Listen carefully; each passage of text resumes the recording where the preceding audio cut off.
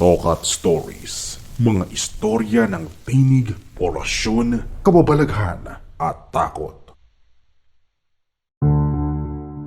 Hindi natin hawak ang kapalaran natin at wala rin tayong alam kung ano ang naghihintay para sa atin. Pero kung may mga senyales, mas magandang pansinin at seryosohin natin ito. At baka sakaling maiwasan ang trahedya at ang pagwawakas ng ating buhay. Ako si Jigo, 38 years old, at meron akong ibabahaging kwento sa inyo. Kayo nang bahalang humusga kung paniniwalaan nyo ba ito. Pero ang paalala ko lang, kapag natapos nyong pakinggan ang aking kwento, sana'y lalo nyo pang pahalagahan ang mga mahal nyo sa buhay.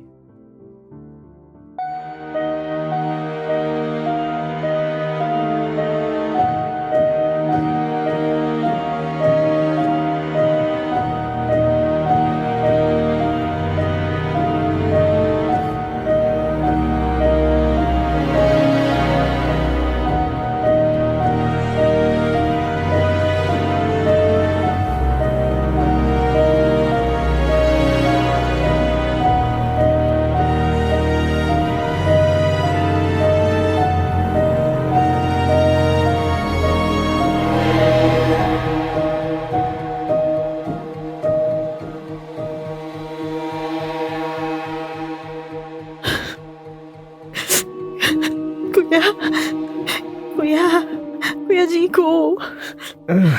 Bakit? Ano ba yun? Kuya Jigo. Para talaga oh. Bakit umiyak ka na naman? Kuya, kinakabahan ako. Bakit ka kinakabahan?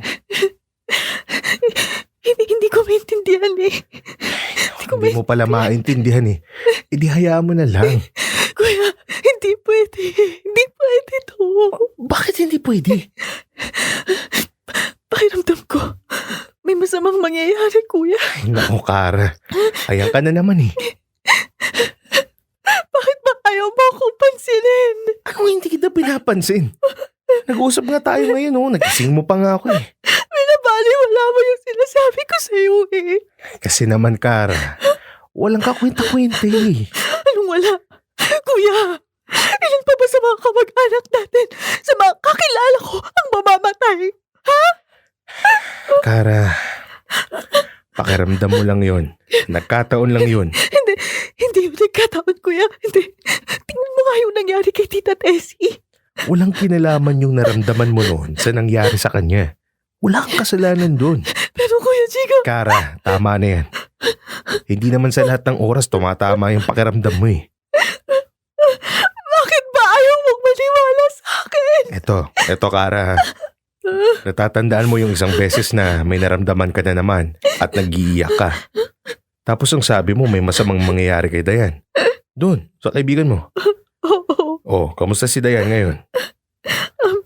Okay lang naman yata siya. Oh, kita mo na. 'Di ba? Wala naman tayong nababalitaan na may masamang nangyari sa kanya. Hindi natin masabi, kuya. Baka may delay lang sa pwedeng mangyari sa kanya. Kara, naririnig mo ba yung sarili mo? Bakit nagsasalita ka ng ganyan sa kaibigan mo, ha? Parang gusto mo pa siyang mapahamak eh. Hindi naman sa ganun, kuya. Sinasabi ko lang. Naramdaman ko talagang may masamang mangyayari sa kanya nun eh. Kaya nga hanggang ngayon, mini-message ko pa rin siya. Sinasabi ko talaga na mag-ingat siya. Oh, anong sabi niya sa'yo? Hindi na siya nagre-reply sa akin eh. Oh, nakita mo yan? Hindi ka na niya pinapansin. Kasi siguro nakukulitan na siya sa'yo. Ayoko na naman na mapahamak siya, kuya. Nandun na tayo, Kara. Pero kasi wala na sa lugar to eh. Nakakainis ni. Pwede ba? Tigil mo na to. Kuya, ayoko namang maramdaman to eh. Pero hindi ko naman pwedeng hayaan na may masamang mangyari. Alam mo, kung ako sa'yo, kapag nararamdaman mo yan, i-distract mo na lang yung isip mo tsaka yung atensyon mo. Maglibang ka. Mag-isip ka ng mga masasayang bagay. Dapat labanan mo yan. Hindi pwede, kuya. Hindi pwede yun. Hindi ko pwedeng baliwalain yung mga nararamdaman ko. Dahil ayokong mapahamak kayo. Ewan ko sa'yo. Tinutulungan na nga kita eh. Ayaw mo namang makinig. Bahala ka na. Oh, sino naman yung nararamdaman mong mapapahamak ngayon? Yun na nga, kuya eh. Ayaw mo akong pansinin. Kinakabahan talaga ako. Kuya, pwede bang i-check natin si Mama? Pakiramdam ko, may masamang mangyayari sa kanya eh. Kuya, please.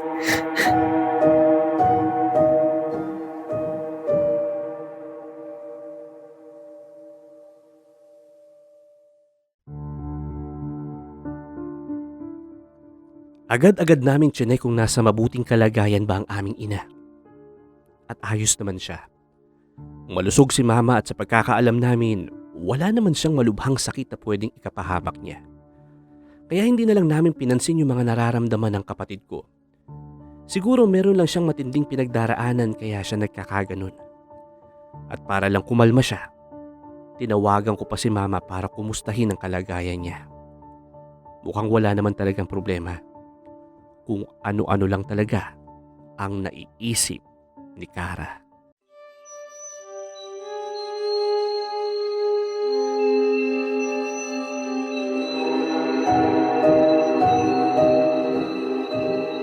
Kuya Jigo, Okay ka lang ba? hindi ko alam, kuya. Mukhang hindi ka naman balisa ngayon. Nilalabanan ko lang. Tama yan. Maganda yung ginagawa mo. Nagagalit kasi kayo sa akin eh. Hindi kami nagagalit. Nag-aalala lang kami sa'yo. Pero kuya, di ba Oh. sabi ko, Kakasabi mo lang. Nilalabanan mo na, di ba? Kuya Jigo, kinakabahan talaga ako eh. Yan ka na naman eh. Hindi ako nagbibiro, kuya. Totoo Kara. talaga to. Pwede ba? Tigil mo na yan. Kuya, pakiramdam ko talaga may masamang mangyayari. Wala yan. Iniisip mo lang yan. Sana nga, kuya. Sana wala lang to nararamdaman ko. Oh, pa. Bakit ganyan yung itsura mo? Anong nangyari sa'yo? Umiyak ka ba? Hayop kang babae ka!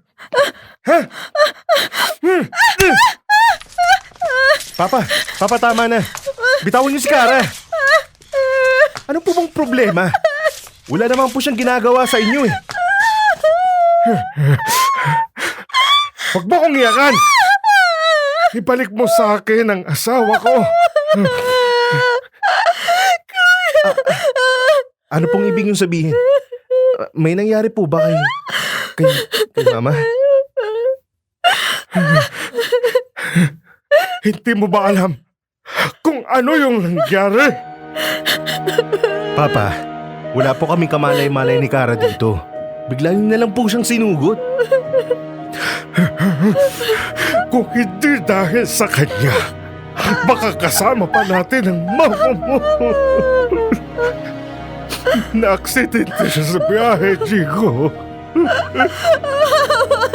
Wala na siya.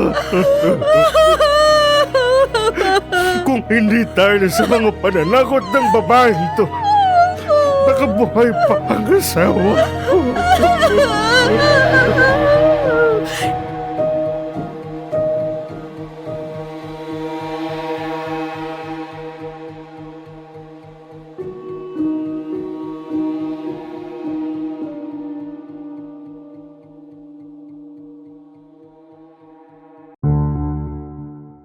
Hindi ako makapaniwala sa nangyari. Mahirap tanggapin na sa isang iglap, wala na ang aming ina. At pagkatapos ng pagpapalibing namin sa kanya, tsaka namin nabalitaan na namatay na rin si Dayan, ang kaibigan ni Kara. Namatay daw sa bangungot. Nakakapanindig balahibo talaga ang mga pangyayaring ito sa buhay namin. May parte sa akin na parang gusto ko na talagang maniwala sa mga nararamdaman ni Kara. Pero mas nanaig pa rin sa akin ang isiping baka nagkataon lang ang lahat ng yon. Hanggat maaari, ayaw ko pa rin patulan at paniwalaan ang lahat ng nararamdaman ng kapatid ko.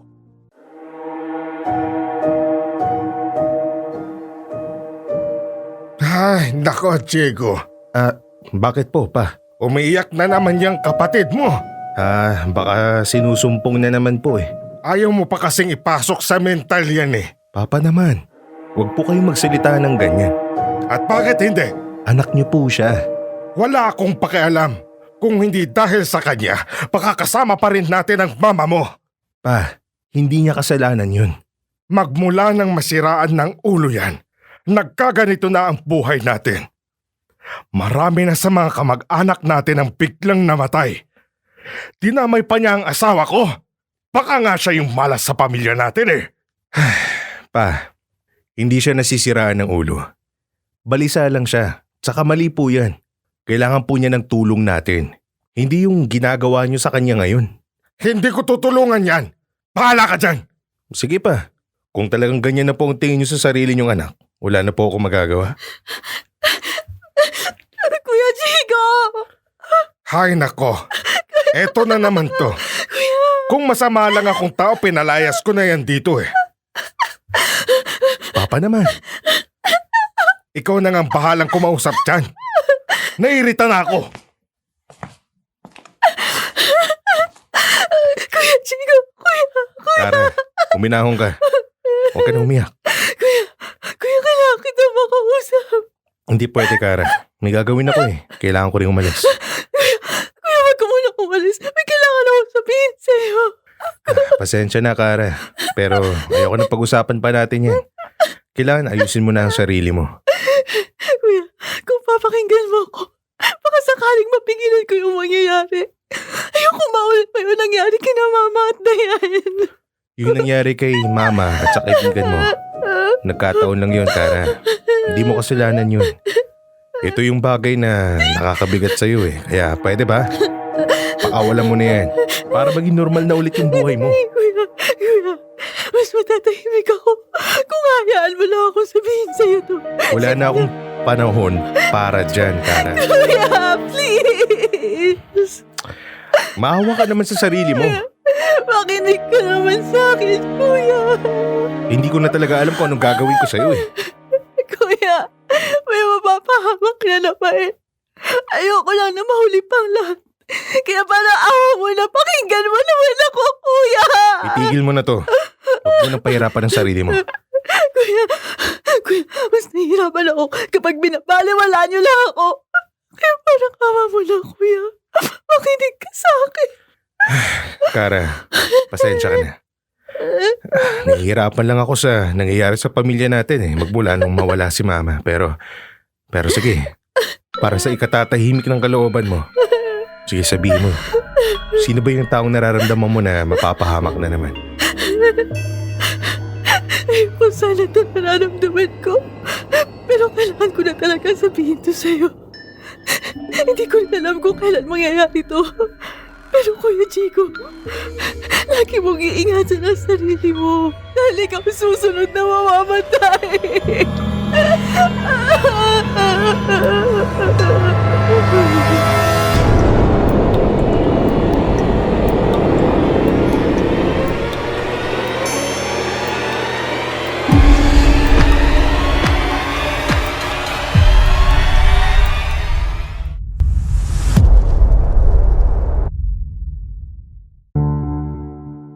Hindi ako makapaniwala sa mga narinig ko sa kapatid kong yun. Ngayon lang ako nakaramdam ng ganong katinding takot sa buong buhay ko. Magmula noon, hindi na naging normal ang aking buhay. Nung una, sinusubukan ko pang lakasan ang loob ko na lumabas ng bahay. Pero hindi ko talaga maiwasang mag-alala na anumang oras, baka may masamang mangyari sa akin. Nahawa na yata ako kay Kara. Naging balisa na rin ako tulad niya. Napilitan pa akong mag-resign sa trabaho dahil hindi na ako makakilos ng normal at hindi ko na nagagawa pa ng mabuti ang mga trabaho ko sa opisina. At hanggang ngayon, hindi pa rin ako lumalabas ng bahay. Hindi niyo naman siguro ko masisisi, di ba? Nag-iingat lang ako. At sa oras na mapakinggan nyo ang aking kwento, isa lang sana ang hiling ko. Sana buhay pa ako. Tokat Stories, mga istorya ng tinig orasyon, kababalaghan at takot. Mag-subscribe at hit the notification bell para updated ka sa takutan.